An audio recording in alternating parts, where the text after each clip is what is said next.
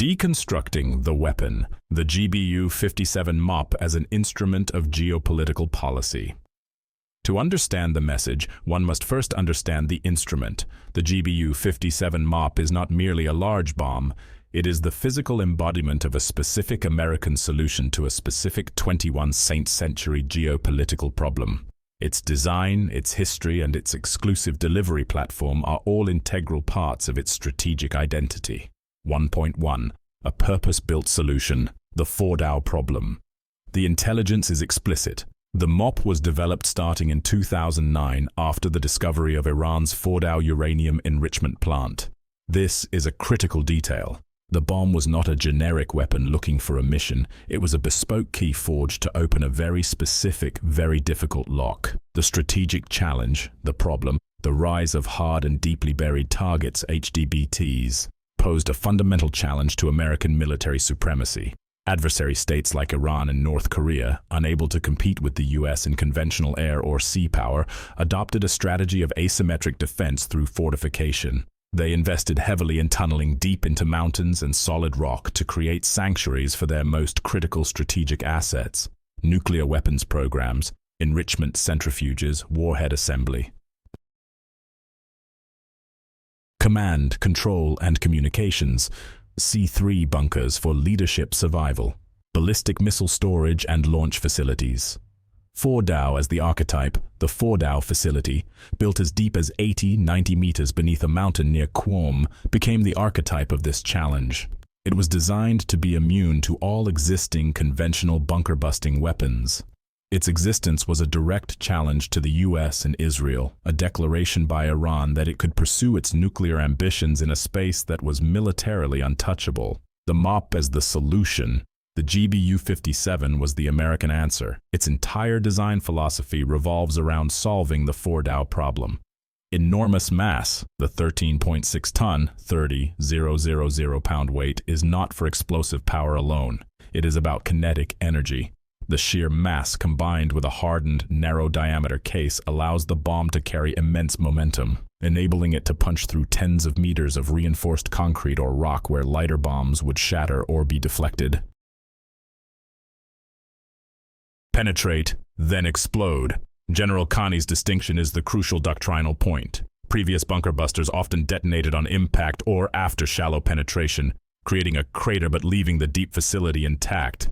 The MOP's genius lies in its delayed action fuse. It is designed to act like a hypodermic needle, piercing the skin of the earth and rock, and only detonating after it has reached the hollowed-out chambers deep inside. This is what maximizes the destruction of the facility's internal contents, the centrifuges, the equipment, the personnel, through a combination of blast, shockwave, and thermal effects. 1.2. The symbiotic predator, the MOP and the B-2 Spirit. The intelligence notes that the MOP can only be carried by the B-2 Spirit stealth bomber. This is not a trivial logistical detail. It is a fundamental aspect of the weapon system's strategic identity. The MOP and the B-2 are a symbiotic pair, a ghost fist that combines invisibility with overwhelming power. The B-2's role, the invisible hand. Stealth, invisibility. The B-2's primary attribute is its low observable or stealth technology, making it nearly invisible to enemy radar. This allows it to penetrate the most sophisticated and heavily defended enemy airspace in the world without being detected. It can fly directly over an adversary's capital or most sensitive military sites with impunity. Range, global reach. With a range of over 6,000 nautical miles without refueling and virtually unlimited with refueling, the B-2 can take off from its home base in Missouri, fly anywhere in the world, drop its payload, and return home. It does not require forward basing in allied countries, which would provide a warning signal to the enemy. Payload. It is one of the few aircraft with a bomb bay large enough and strong enough to carry the immense GBU-57. The combined effect of first strike capability without warning. The plot. The combination of the B-2 and the MOP creates the ultimate conventional first strike weapon system. The plot is to be able to hold any adversary's most valuable, most deeply buried asset at risk at any time without any prior warning. The intention. This capability is intended to create a profound sense of vulnerability in the minds of adversary leaders. They must go to sleep every night knowing that a weapon they cannot detect, the B-2, can drop a bomb they cannot stop, the MOP, on their most secure location, their command bunker. This is the pinnacle of conventional deterrence. The recent operation over Fordao, where B-2S presumably flew from the US or a distant base like Diego Garcia, executed the strike and returned, is the perfect real-world demonstration of this terrifying capability. Part 2. Deconstructing the message, the video as a global psychological operation, SOP. The decision to publicly release the video of the GBU-57 test and to explicitly link it to the recent successful strike on Fordo transforms a military operation into a global psychological one. Every element of this disclosure, the timing, the medium, the visuals, is deliberately crafted to send a specific message to multiple distinct audiences. 2.1. Audience #1, the Islamic Republic of Iran, the primary target. The message to Tehran is the most direct, brutal, and important. It is a message of coercive finality, the plot, to psychologically cement the physical destruction of Fordao and deter any attempt at reconstitution. It's about turning a military setback into a permanent psychological barrier. The intended message: we did it, and here is the proof. Iran's leadership and military know they were hit, but this public disclosure removes any possibility of them covering it up or downplaying the damage for their domestic audience or regional proxies. The video says, the entire world now knows we can do this. Your claims of an invulnerable facility are now globally discredited. This is an act of enforced transparency designed to humiliate the regime and its security apparatus, the IRGC. Your sanctuary is violated. Fordao was more than a nuclear facility. It was a symbol of Iranian defiance and ingenuity. It was their ultimate sanctuary. The video's depiction of the dazzling fireball erupting from a ventilation tunnel is the critical piece of visual evidence. It proves an internal detonation deep within the mountain. The message is, we did not just scratch the surface. We reached into the very heart of your fortress and set it on fire from the inside. There is no place on Earth you can tunnel that we cannot reach. Do not rebuild. This is the ultimate deterrent message. The US is saying, we have demonstrated the capability and the will to use this weapon. If you attempt to re-excavate, re-equip, or restart enrichment at Fordao or any similar facility, we will simply do this again. The cost to you will be billions of dollars and years of effort, and the result will be another fireball. It aims to create a sense of utter futility in the minds of Iranian planners. The 6 perfect strikes. The detail that all 6 bombs dropped accurately hit the ventilation shafts is a message about precision. This was not a lucky shot. It demonstrates a repeatable, reliable, and terrifyingly accurate capability. It tells Iran that this was not a one-off success, but a perfected military procedure. 2.2. Audience #2, the Democratic People's Republic of Korea, the obvious secondary target. While Iran is the immediate subject, North Korea is arguably an equally important audience for this message. The plot: to conduct a demonstration by proxy. By showing what was done to Iran's hardened facility, the US is sending a clear and unmistakable warning to Pyongyang. The intended message: Kim Jong-un, look closely. Your entire national security strategy is predicated on a network of deep underground command bunkers, nuclear test sites like Punggye-ri, and missile bases. You believe these facilities make your regime invulnerable to a conventional attack. This video is our message to you. You are wrong. Your facilities are no different from Fordao. The same B-2S that flew to Iran can fly to North Korea. The same GBU-57S that destroyed Fordao can destroy your command bunker under Pyongyang. Reevaluate your strategic calculus. Do not miscalculate our capabilities or our resolve. This is preemptive deterrence of the highest order. 2.3. Audience #3. The People's Republic of China and the Russian Federation, the peer competitors. The message to Beijing and Moscow is more subtle, but no less important. It is a message about the enduring technological supremacy of the United States in key strategic areas. The plot: to undermine the strategic confidence of America's great power rivals. The intended message: while you are investing in hypersonic missiles and anti-ship weapons to challenge our carriers, do not forget that we have continued to invest in unique capabilities to hold your most valuable assets at risk. Your own strategic doctrine relies on hardened underground command and control bunkers and deeply buried ICBM silos for a second strike capability. This video serves as a reminder that those assets may not be as survivable as you believe. The strategic balance is more complex than you portray. This is a move in the great power competition, a way of reminding rivals of a key American asymmetric advantage. 2.4. Audience #4. U.S. allies: Israel, South Korea, Japan, NATO. For American allies, the message is one of reassurance and a reinforcement of the existing security hierarchy.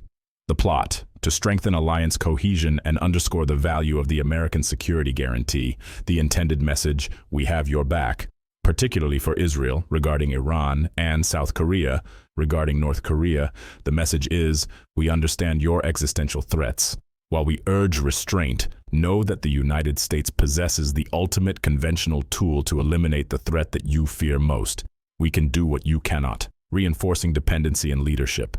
This demonstration also subtly reinforces dependency on the U.S. It reminds allies that for these highest-end strategic challenges, they still need American power. This bolsters America's leadership role within its alliance structures, justifying a coordinated approach.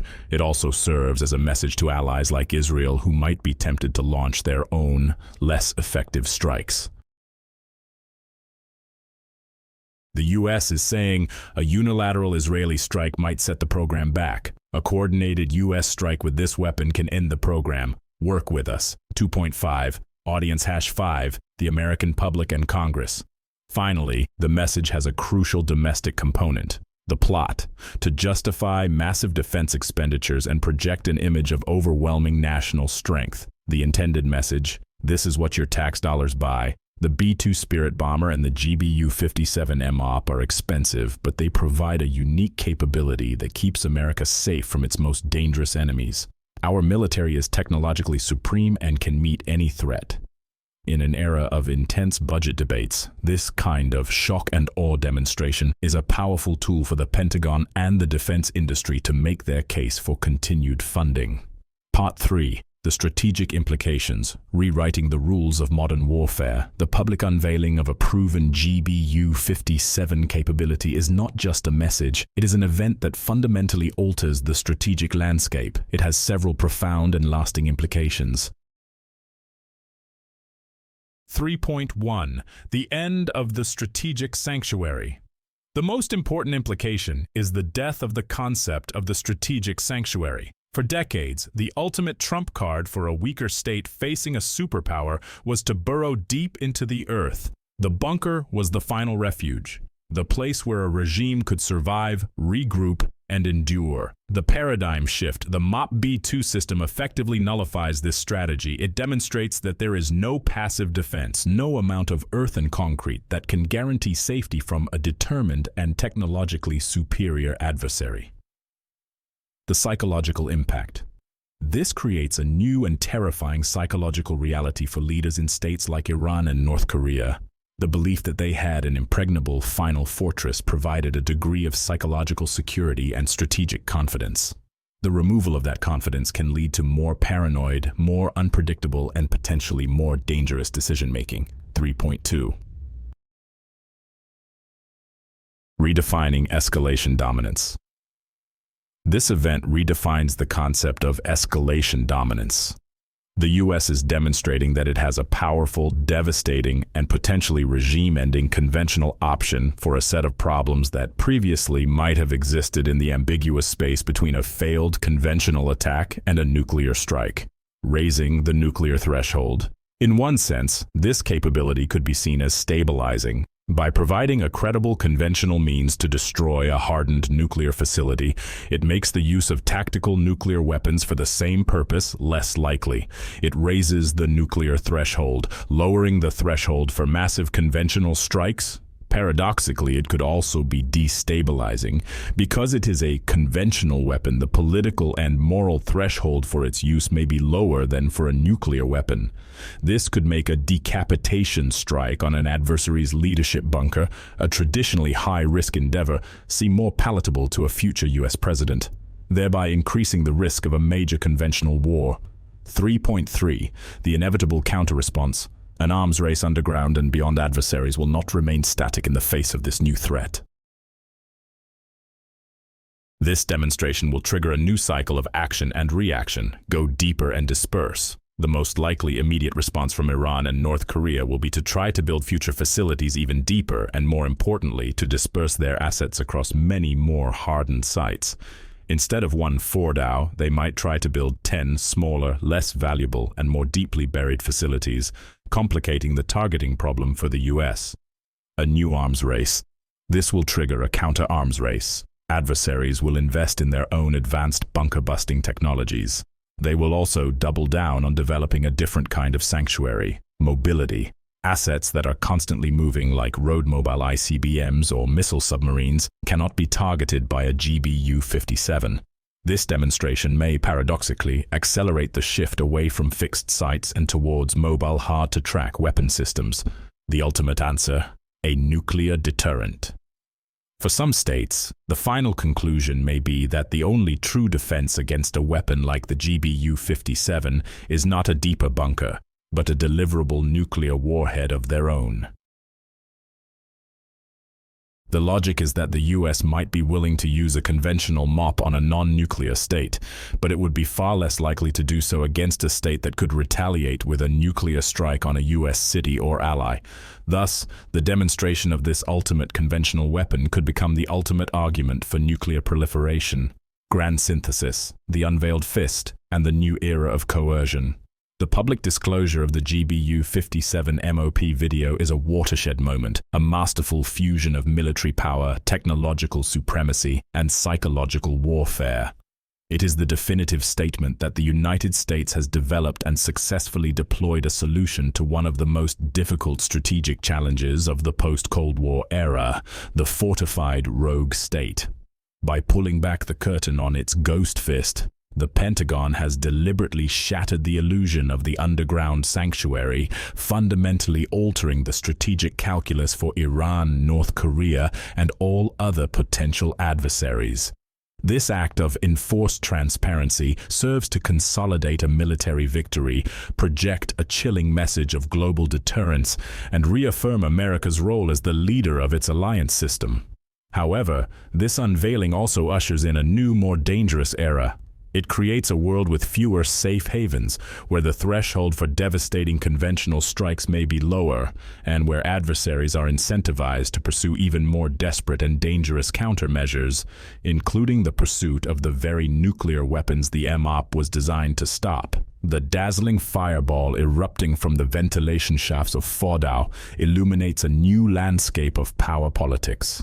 A landscape where coercive deterrence is demonstrated not through diplomatic notes, but through viral videos, and where the ultimate message is a simple, terrifying one: we can reach you anywhere, anytime, and there is nothing you can do to stop it.